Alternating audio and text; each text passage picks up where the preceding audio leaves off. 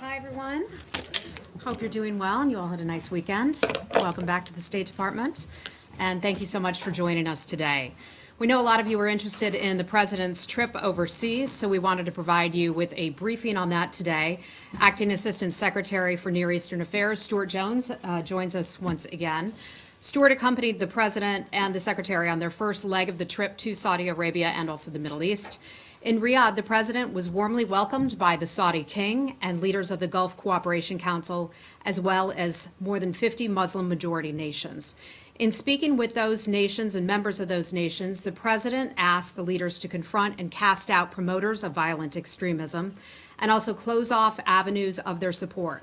The President's messages were warmly received, and the assembled leaders expressed their gratitude to the United States for taking a leadership position once again, and the promise of unyielding commitment to the fight against global terrorism.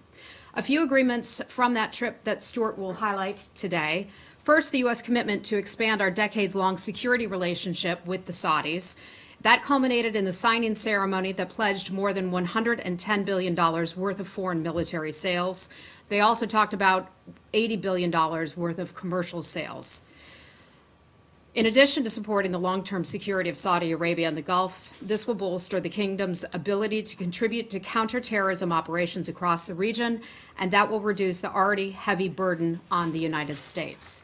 Next, the Global Center for Combating Extremist Ideology, Eti-Adal, as it is known in Arabic, has now been established in Riyadh. The program is now in its infancy, but it's important to note that that program is Saudi-led and Saudi-financed. The goal is to combat, expose, and refute extremist ideology in cooperation with other governments. That program will partner with the United States and other nations. When it's fully operational, it will host visiting experts from cooperating nations. And with that, I'll turn it over to Stu Jones, who can provide additional color on the trip with the President and the Secretary. Thank you, Heather. Good morning, everybody. How's everybody? Thank you. So it was my great honor to accompany the President on the first 4 days of his trip, first to Saudi Arabia and then to Israel and the West Bank. So in Saudi, I think there were three components to the visit. There was the bilateral component, there was the Gulf Cooperation Council, GCC component, and then there was the OIC component. Bilaterally, as Heather mentioned, the United States and Saudi Arabia affirmed a strategic partnership for the 21st century. And underneath this, we've agreed to establish a strategic joint consultative group, which will meet at least once a year. And this will bring together all the elements of the U.S.-Saudi bilateral relationship: security, commerce, and cultural engagement. Everything that we do with the Saudis, there's going to be a working group, and this will be under the joint consultative group. Also, as Heather said, $110 billion in defense deals and $80 billion in commercial agreements. The $110 billion includes $6 billion, for example, for Lockheed helicopters, Black Hawks. That's a done deal. That's fixed. Many of those deals are also represented in MOUs and letters of intent, which are more forward-looking and haven't been concretized but will be. Same thing with the $80 billion in commercial agreements. This includes $12 billion, for example, in GE power plants. But it also includes the $20 billion that the Saudis have committed to the Blackstone Group for investment in the United States in infrastructure. And that's intended to be a $40 billion fund aimed at investment in U.S. infrastructure. So that was the sort of the commercial component of the trip. As you know, the President inaugurated the Eti-Adal Center, which is the Global Center for Countering Extremist Ideology. And that center will monitor online extremism, do its analysis, it'll do counter messaging. So the United States is still working out exactly how we're going to participate in this. As Heather said, this is a Saudi project. They've invited our participation. We need, the ball's in our court. We need to come back to the Saudis and say how we're going to participate in this and what we're going to contribute. But we certainly will benefit from the Saudi expertise in this area. Secondarily, there was the GCC component. You've all read a very strong communique coming out of that meeting. It was a strong statement against terrorism, including against counterterrorism, against terrorism, including against terror finance. And in that communique, it makes reference to, in addition to that communique, there is a multilateral MOU which establishes a center for countering terrorist finance. Now, at this point, that center is a virtual center, but it's envisaged that that will become a brick-and-mortar center as well. And in the communique, there's a strong commitment by all the GCC countries to combat extremism through counterterrorism financing, through counter-messaging, and through countering the ideology. And very importantly, in that communique, the last provision, the last article in the communique, says that all the GCC leaders will reunite in Washington in a year to review how we're doing. And this is a particular initiative of the Secretary. The Secretary wanted to make sure that there would be follow-up in all the elements to these agreements.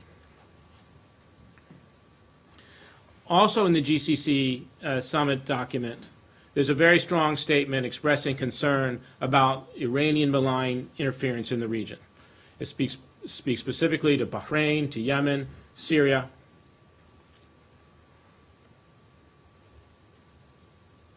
And this is a very strong message to deter this sort of Iranian interference. Then, as you know, the last part of the day, on the second day of the summit on Sunday, the Saudis convened the Organization of Islamic States. There are 55 states represented, 33 heads of state. It was a tremendous event. You saw the president's remarks, very strong statement by King Salman, but also by the Prime Minister of Indonesia, by King Abdullah of Jordan. There was a tremendous spirit in the room, very positive statements against extremism. So this was the entire Islamic world coming together, the United States expressing our respect for Islam, and all these states coming together with the United States and jointly condemning extremism. So that was the Saudi portion. Then the next day we flew on to Tel Aviv. Of course, the president had bilateral meetings with Prime Minister Netanyahu and with President Abu Mazen, Mahmoud Abbas. Message there was a very clear message of support for Israel, support for Israel's security, and also eagerness to get going on the peace process.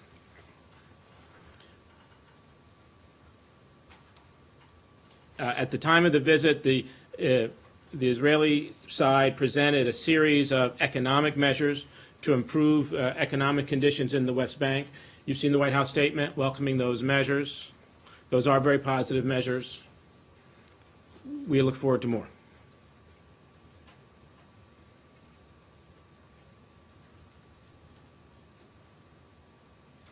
Any questions? Sorry, Heather's supposed to do this. So I'll just help facilitate. Forgive me, I'm still getting the names No right. worries. Yagana with Thank you. Reuters. Hi, thanks so much.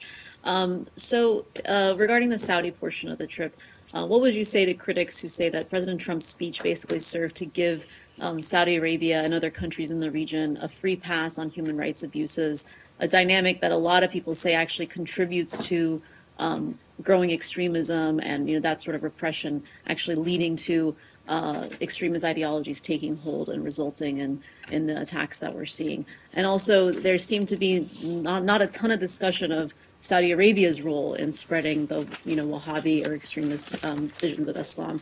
What would you say to those? And then I think we reported a few weeks ago that you plan to retire. If you wanted to give any comments on your impending retirement, why that is coming about, I believe it was pretty unexpected. So on the issue of Saudi and other human rights, I mean, the human rights continues to be part of our bilateral dialogue with Saudi and all the other countries in the region. But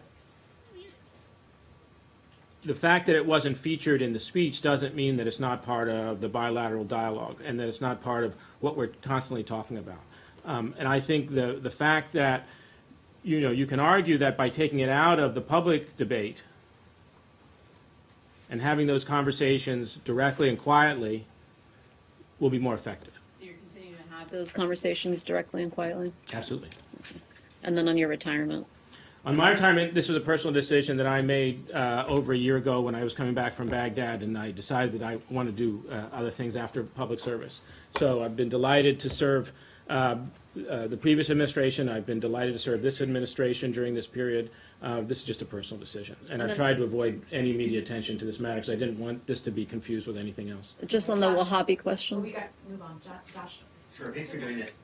Of the $110 billion in approved sales, can you say what portion of that represented new agreements that were struck since the president took office in January, as opposed to ones that were kind of already in the pipeline under the previous administration? And I have a follow-up on that. Yeah, fair question. I can't tell you because there were so many deals, and obviously some of them were in gestation well before the change of administration. Some of them have come into focus since the change of administrations, but we haven't racked and stacked those. Okay, and by approving, a lot of these sales to Saudi Arabia, is the U.S. Asserting that in the last, however many months, Saudi Arabia has taken some specific steps to address satisfactory U.S. concerns about, high numbers of civilian casualties in their effort in Yemen and other protections that we wanted to see them take prior to giving them those kinds of weaponry? So the reason why the United States is eager to go into these arrangements is because we want to partner with Saudi Arabia in the security realm to face the threats in the region, specifically from malign Iranian influence. As you know, the day of the summit, there was a ballistic missile shot into Saudi Arabia from Yemen presumably by the Houthi forces. So we want our security partner, the Saudis, to have what they need to secure their borders and to secure their region, and also to send a strong message that we will stand by our security partners. Now, we are constantly discussing quietly our understandings with the Saudis about how these are going to be used. We provide a lot of technical assistance about how these systems are going to be managed. Right before the visit, the Secretary authorized us to notify Congress on the sale of precision-guided munitions to the Saudis, which will help enable them to precisely target enemy targets in the conflict that they're now having with Yemen, which is But what you seem to be saying is, are there conditions? And I wouldn't say that. No, the question is, have the Saudis done anything to improve their targeting and lessen the chances of civilian casualties since we initially cut off those PGM And I would sales say over that's that a concern? continuing source of conversation between us, and we're constantly trying to improve that process. All right, Nadia. Thank you. I have two questions, actually. You referred to the GCC countries and the memo of understanding about drawing the funds for terrorism. I'm sure you've been following this rift between Qatar and the rest of the GCC. Some have been accusing them of funding Jabhat al-Nusra, which is a terrorist organization. How does this complicate your work? And this has happened just after the president's visit. And on the Israeli-Palestinian question, after meeting with Netanyahu and President Abbas, is there any framework for the peace process to go forward? Is there any talk about direct or indirect talks between Netanyahu and Abbas? Yeah. So in regards to Qatar joined the communique on countering terrorism finance. They joined the MOU on countering extremist financing. So we see Qatar as a partner in this effort, and we look forward to working with them. And of course, for all of us in the MOU, the GCC members and the United States, we are going to continue to meet and to hold each other to a high standard of performance. Real quick on the Israeli-Palestinian process, I would say that there's no formal mechanisms that have yet been established. Just to follow up on this issue of the Israel-Palestine format, there's reporting in the Israeli press and Middle Eastern press that there's going to be a summit organized in the next month. Is there discussions about the possibility of a summit involving Mr. Trump, Mr. Netanyahu, and Mr. Abbas in the wider region? And secondly, a question about Syria, since we're talking about the Middle East. This movement, the conflict along the southern border with the Syrian regime backed by the Iranians moving towards areas where the U.S.-backed forces are stationed. What do you see as the goal there? There's suggestions that the Iranians are behind this, wanting to get a path through to Damascus and to Lebanon. And how big of a point of conflict do you expect this to become? So I don't know how much of a conflict it's going to become. I think, as we've said repeatedly, we're very concerned with Iranian influence in Syria. We don't see the Iranian presence there as enabling a political solution or a security solution for Syria. In regard, again, I don't have any information on a summit on the peace process. Nothing being discussed? I don't You can't say have anything anything? on that, sorry. Final question, Dave. Hi, thank you. You were over there. The Secretary criticised the conduct of the Iranian elections and Iran's record on democracy. He did so standing next to Saudi officials. How do you characterise Saudi Arabia's commitment to democracy? And does the administration believe that democracy is a buffer or barrier or against extremism?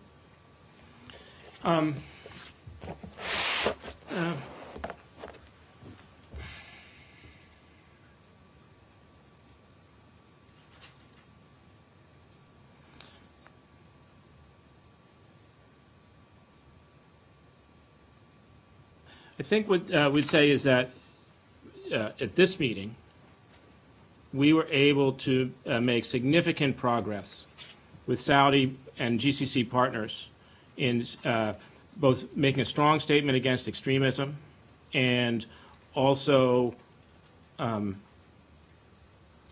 putting in place certain measures through this GCC mechanism where we can combat extremism. Clearly, one source of extremism, one terrorism threat is coming from Iran. And that's coming from a part of the Iranian apparatus that is not at all responsive to its electorate.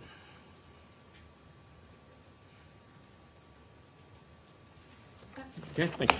Everybody, thank you. Thanks for having me.